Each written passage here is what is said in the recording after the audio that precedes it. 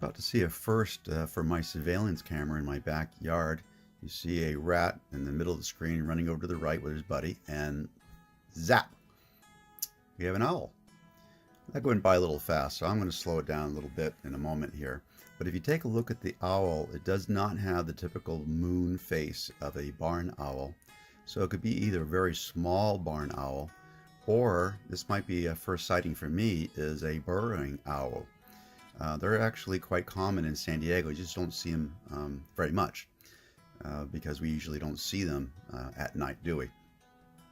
So this guy is getting his bearings together.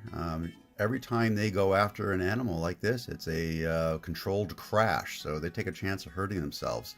So he's probably covering himself a little bit, and he's going to take off to the left.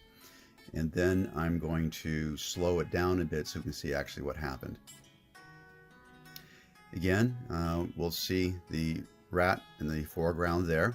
If you look up the upper left timestamp, you'll see how I'm slowing it down a bit. But take a look at the right, and you see the owl just swooping in.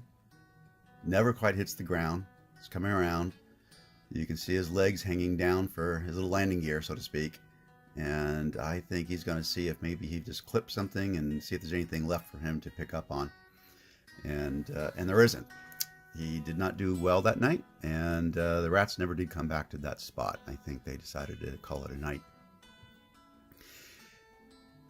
None of these animals are baited in my backyard. The best that I do is pick up some downed avocados, ones that rats have already chewed on, and I'll move them into the view of the camera so that I can see it a little bit easier and share.